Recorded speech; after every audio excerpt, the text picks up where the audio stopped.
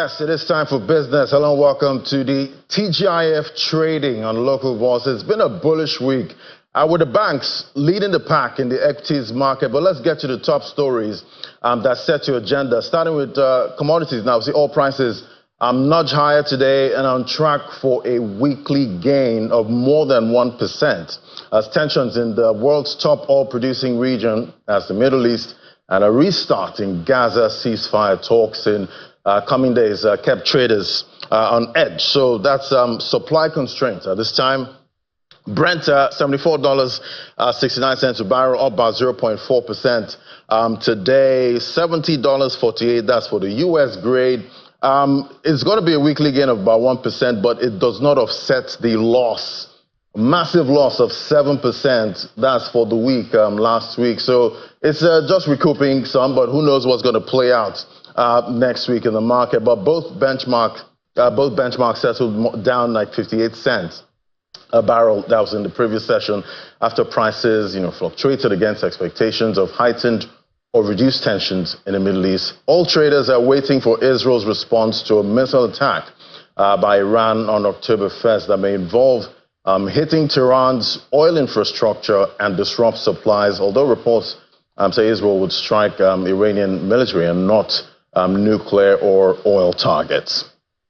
All right, let's get a check on the FX market. You see, for the NAFEX window, depreciated by about 6 naira, therefore 0.37%. But we saw some strength when it comes to the NFM. That's the NFM window there, 1,601 naira. So we're still seeing that range between 1,600, 1,650 at this point. But we had a gain yesterday, big jump, 3.20% to close. So, those demand for dollar, but in relation to supply towards the end of the session. But we saw the CBN, they also intervened. In the market, we keep seeing the CBN intervene in the market every now and then, trying to bring that stability. But analysts are anticipating that today we might see the CBN again continue to remain active, and maybe we might get a weekly gain. That's for the week. That's for the official window for the Naira. So other stories now. The central bank has denied reports that it has issued a deadline on the circulation of old series of Naira banknotes in the country. In a statement, the financial market regulator explained that such claims are false and calculated to disrupt the country's payment system. At the same time, the CBN has directed all its branches to continue to issue and accept all denominations of Nigerian banknotes, both old and redesigned, to and from deposit money banks. It will be recalled that the Supreme Court ordered that the old series of 200, 500, and 1,000 Naira banknotes shall continue to be legal tender alongside the redesigned versions. And the International Monetary Fund has projected that Nigeria's current debt-to-GDP ratio will drop slightly from the current level of 50.7% to 49.6% next year. According to its fiscal monitor report, the IMF mentioned that the country's debt includes overdrafts from the Central Bank of Nigeria, liabilities of the Asset Management Corporation of Nigeria, that's AMCON. The International Financial Institution says the country's debt-to-GDP ratio was initially lower at 46.1% within the same period last year before climbing to the present level of 50.7%. Meanwhile, the most recent report released by the Debt Management Office on June the 20th shows that Nigeria's public debt increased to 121 trillion naira in the first quarter of this year, in contrast to 97 trillion recorded in December 2023. And I believe for Q2, we have updated about 130 trillion. Well, Nigeria and 12 other countries have joined the Brics intergovernmental organization as partner nations as the bloc officially expands its alliance. The bloc made this announcement at its 16th annual summit held in Kazan, Russia, which began October 22nd to 24th. In January this year, the bloc admitted 4 countries, which include Iran, Egypt, Ethiopia, and the United Arab Emirates as its members. Brics is an acronym for a group of more than 10 leading emerging economies, which initially began with Brazil, Russia, India, China, and South Africa, with the aims of promoting trade, investment, peace, security, development, and cooperation among its members. All right, let's head out to the first conversation now. Nigeria's payment landscape has undergone significant transformations in recent years, driven by technological advancement, regulatory reforms, and shifting consumer behaviors. Despite progress, challenges persist, including fragmentation, inefficiencies, and limited access to financial services. Well, joining us to analyze the industry now, we have Dada Olusegun, who's the CEO Zojo Pay, joining me via Zoom. Great to have you in the show. Fantastic, great to have you. So, looking at the financial payment system in Nigeria, what would you say are the primary pain points, and how can they be addressed? At this point, we know most of the banks now are upgrading their banking, core banking system at this point, and we know customers are complaining of service disruptions. Even though some banks say, don't worry, our banking services will not be disrupted, even though we're doing the upgrade at this time. But talk to me about these pain points you see. Yeah, thank you for that, Ladi. First of all, I would say that looking at where we are in Nigeria currently, we've come in a long way. We've seen a lot of free progress happening in the past decade, whereby we see a lot of people making use of mobile payments, USSD, code, and also online wallets. And right now, you can see people transfer money to their phones or even to buy things on the road and also to do their side hustle without even going to the bank. And like you rightly said, there are still a lot of hurdles that we need to cross currently. And that is, some of them are due to the fact that we have a lot of unbanked and underbanked people, especially in the rural areas. And some of them probably don't trust the system currently or just don't have access. The other aspect also is around the network infrastructure, which is a vibe killer, if I should say. You are at the supermarket trying to scan your QR code and bam, there's a transaction failure. It's really frustrating. And the other aspect too, I would say, is the high transaction cost, which we've seen happening over the years, even with the recent security level that has also been put in place. And this really affects a lot of the people in the society, which sometimes allow everyone to stick to cash. And lastly, we can't also take away the fact that cash is still king currently in our economy, and we just need to continue improving on our digital infrastructure and our cashless policy to see how we can be able to take that to the next level. Right, and talking about cashless policy, I remember recently I was trying to make a payment in Kenya with my Nigerian card, and that's my Naira card. At this point, and it didn't work. It couldn't work. I tried it, multiple times. I tried different cards, so it still stands that you can't make international payments with your Naira card. That's for traditional banks.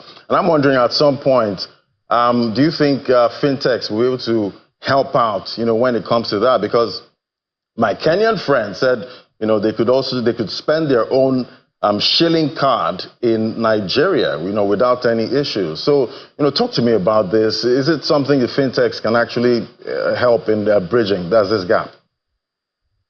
Yes, I believe the fintech can be able to help. But the truth is, it's not just the fintech that needs to be able to come in to achieve this. It's all around collaboration.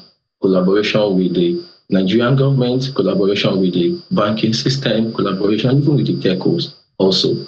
Currently, I know we are making a lot of waves in the financial space, and there is still a lot of room for growth. And like you rightly said regarding your Kenya friends, with their M-Pesa, there's a whole lot happening there, and which you can also see happening in Nigeria with the USSD payments that has been a game changer for us in the past, I would say, decade or so, whereby it provides financial access to everyone, even without the internet.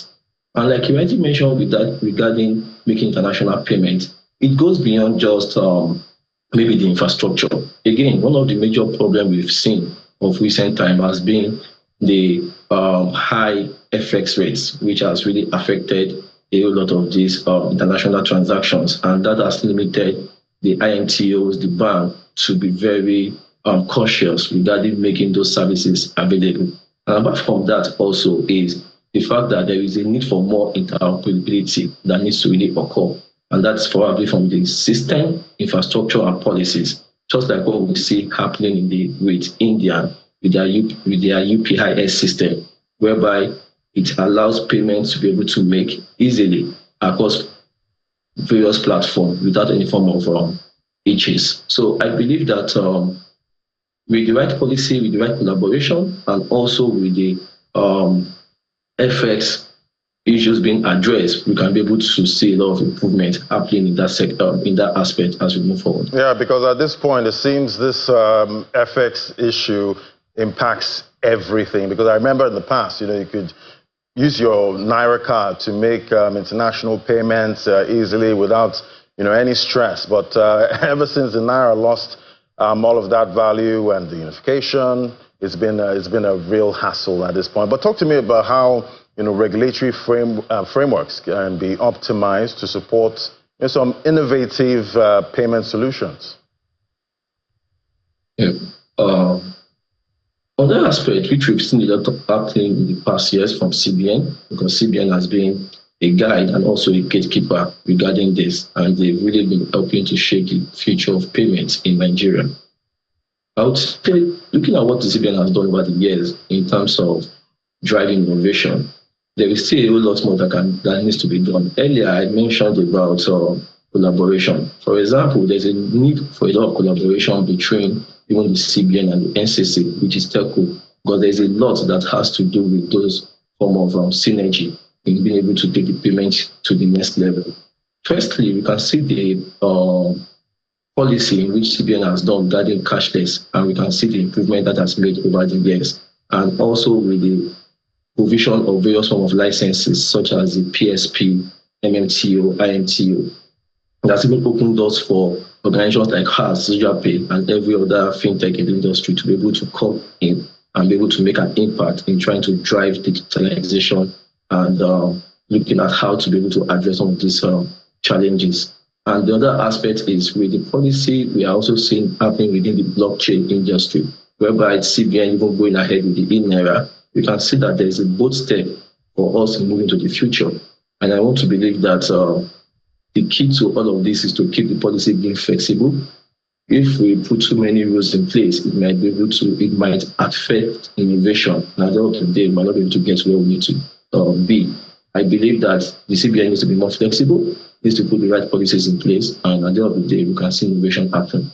Right, and we know the growth of mobile money services and digital wallets. Talk to me about the role that these two are playing. When it comes to expanding financial inclusion, we keep talking about getting the rural areas financially included. So talk to me about how far most of these mobile payments have gone so far. So far, I would say currently right now, there's a lot happening in the rural area, but a lot can still happen. Some of them are probably due to lack of adequate infrastructure that we say happening within these various areas. Earlier, I mentioned about the network issues that we have that do give us a form of a vibe killer. So currently, we've seen a lot happening, especially leveraging on the agent network, which has been there for a while. And we've seen a lot of people within the rural area taking a whole lot in place. Today, we've also seen fintechs and organizations even going down to the extent of, coming up with new innovations such as solar power ATMs, whereby power should not be a concern in these various areas. And this can be able to help in achieving that inclusion we are trying to bring together. Another aspect is also the mobile POS devices that are being used in place of the ATMs. And with this, transactions can be able to happen easily at any point in time. And lastly, I will still also mention about the partnership, which is very key. There is a need for a lot of partnership, a lot of collaboration between the fintechs, the telcos, the bank, because the fintech has the infrastructure, the fintech has the idea and innovation, the telco has the infrastructure, and the bank has stability. I believe that when this partnership comes together, we can be able to do a whole lot more and be able to drive inclusion within the economy. And talking about this partnership with the telcos, recently one of the major telcos in Nigeria says that if they do not get a tariff increase soon, that they're going to they're going to go out of business, technically. So are you guys in the fintech space, getting nervous when you hear such statements? Yes, certainly we have, because at the end of the day, when those tariff increments comes in, our customers are the ones that will really also sometimes bear the burden, or sometimes it might increase our cost of operation. And as a fintech, one of our major aim and goal, especially for us in Zojatech, is to see how we can provide Zojapay, is to see how we can provide our customers with amazing services, amazing solutions that comes with a lot of more benefits. For example, carrying out transaction without transaction fee, being able to have access to various forms of personalized services. And when these various costs comes in, it affects the various services we can be able to provide to our customers. So yes, it's a lot of concerns, and that's why I would also believe that with effective collaboration between the various regulatory bodies such as the NCC and CBN, it can be able to help us to achieve, a balanced approach to all of this. Right, and just yesterday, one of the WhatsApp groups that I'm a part of, one of the members got hacked, and the person, the hacker, started asking us for funds, pretending to be, our friend, and he put up an account number in there, and it was one of the fintech, accounts. And I'm wondering, is it easy, for the fintechs to be able to flag such accounts and maybe, apprehend some of these hackers? Is it possible? Is it easier with fintechs? Okay, the truth is, security is a major concern, and it's everything in payments. And again, without trust, nothing would work. And this issue you just mentioned right now is a major concern. But however, with the emerging technologies we have happening, such as the AI, we can be able to use this currently to be able to detect frauds, whereby we are able to keep eyes on various forms of every transactions and even patterns that occurs. So with such that you mentioned right now, it can, with AI-powered fraud detection system, you can be able to detect any form of anomalies, and can be able to even stop such account or transactions from being happening. So that is currently in place. And another aspect is also the aspect of collaboration. For example, among the banks, fintech, and also the telcos, whereby when data are being shared around fraud trends, I believe everyone wins. I don't think it's all a matter of, something is happening, people keep it to themselves. We need to share data, we need to share information, and be able to ensure that we're able to achieve that synergy, that environment whereby security is everyone's concern. And lastly, too, is about education to our users. I believe that an informed customer is a secure customer. And with that, we can be able to eliminate such issues you raised. All right, definitely. We hope, these hackers don't get more WhatsApp accounts, going forward. Thank you so much. That's Dada Olusegun, CEO of Zojapay. It was great having you today. Thank you. Thank you very much, Daddy. And remember to stay safe out there with your WhatsApp accounts and all of it, because they keep trying every day. They've tried me so many times. We'll take a break now. When we come back, we're going to head straight to the markets, find out what's happening with the fixed income market, get a review for the week. That's in a moment. Just stay with us.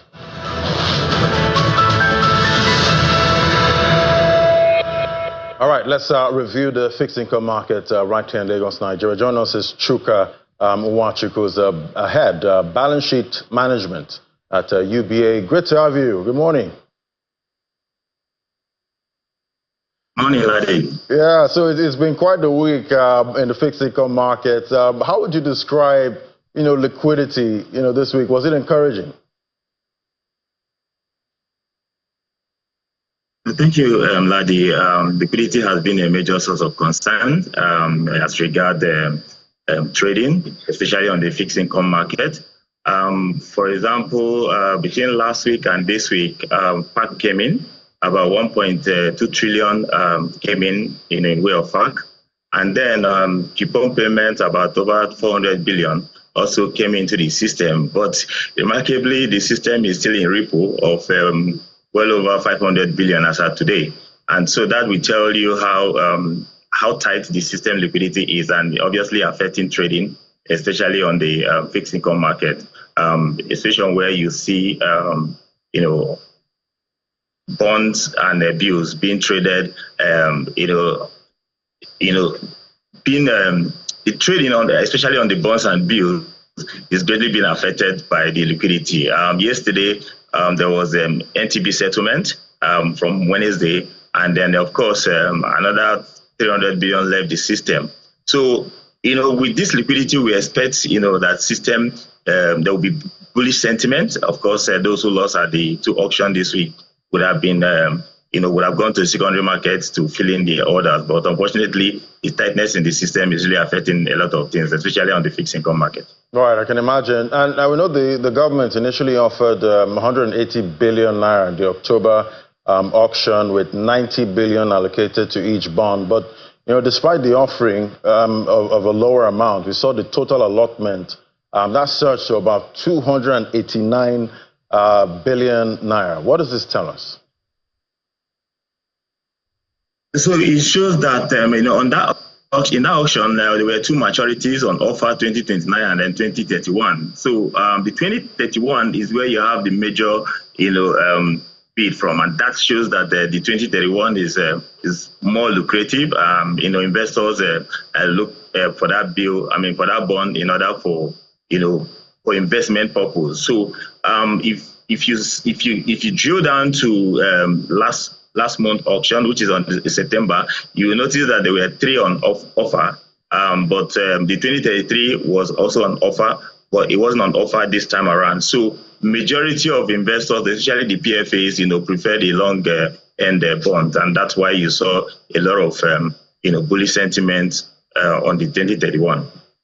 And we see Nigeria's public debt hit about 134 trillion. That's in the second quarter of 2024, according to DMO. But domestic debt accounts for about 53% of that total debt. FGN bonds, dominate about 78%, of that debt. So what is the implication of this? And is it something we should be happy about, at this point, seeing that it's more domestic? Well, debt is debt, whether it's domestic or foreign. So nobody wants to be in debt, But what it means is that the DMO, strategically, is trying to reduce our foreign portfolio, foreign debt, especially as regard to FX, because of the exchange rate and all that. So a lot of attention is on the local debt, especially on the fixed income market, treasury bills and bonds, and that is why you see that. Many a times when, for example, last auction on the bond side, about 180 was offered and well over 286 billion was sold. So it's easier for the government to to service local debt than looking at international or foreign debt. So it's not something we'll be excited about. But I think if you weigh the two options, it's better to be in the local debt than the foreign debt, where you don't have control over the FX exchange rate fluctuation, for example. All right, so we're seeing the government more reliant on local debt at this point. I guess, some have clamored for that, in the past, seeing how the valuation, racks up your debt payment and servicing. But, talk to me about general activity, the fixed income market this week. So this week started on the auction. The bond auction was on Monday. Like we mentioned earlier, about two maturities were on offer, 2029 and 2033. And so that auction took us into the NTB auction, where well over 350 billion was also offered. Settlement was yesterday, and so that, of course, took out a lot of cash in the system. So if you look at the auction, especially the longer end of the curve, that's the 1 year bill, for example, which came out at 20.65, is currently trading above that level, which indicate that appetite isn't there, and that obviously is also indicate that market is still expecting a higher yield due to the fact that it will be more lucrative for them. And then, of course, looking at what the government is also doing in terms of borrowing. We just talked shortly before now, we talked about local borrowing. it's seen that government will continue to rely on local borrowing. And if that happens, it means that the yield will continue to be attractive. And then, of course, it will continue to go up. But then, like I said yesterday, we do not see, higher yield, especially NTB above 21%. So within 19 to 20%, 21%, we see the 1 year on the bill side. Today is the last day of trading. We expect market to be quiet. Of course, also we expect that there will be cherry picking, especially those who lost at the two auctions, the bond auction and the T-bills auction. So we expect moderate trading, but slight bullish sentiment, going into today's market. We'll be definitely watching out for that. Thank you so much, Chuka Nwachukwu, Head Balance Sheet Management, UBA. Thank you. Thank you, Ladi. Thank you very much. And it's still earning season right here, and Nigerian Breweries PLC posted its financial statement for the first 9 months of the year, recording 159.7% increase in its pre-tax losses compared to the same period last year. So we see Nigerian Breweries, the key highlights there. Revenue was up about 74.66% at 710 billion. Gross profit, 209 billion, up 37.59%. Then the big one, that's you can call it the elephant in the room. Forex transaction losses, 160 billion naira, that's up 84.4%. We see that trend with most of the consumer goods stocks this time. But when the banks are declaring their bumper profits at this point. But when we look at most of these consumer goods and the industrials, we see this trend going through most of their financial results. So the trading is on right now. We'll give you a summary of how it closed. That's for News at 10. But you also get intraday analysis on what's playing out in the local bonds and most of the global markets that we track. That's it from me on Business Morning. I'll hand things over to the Sunrise Daily team.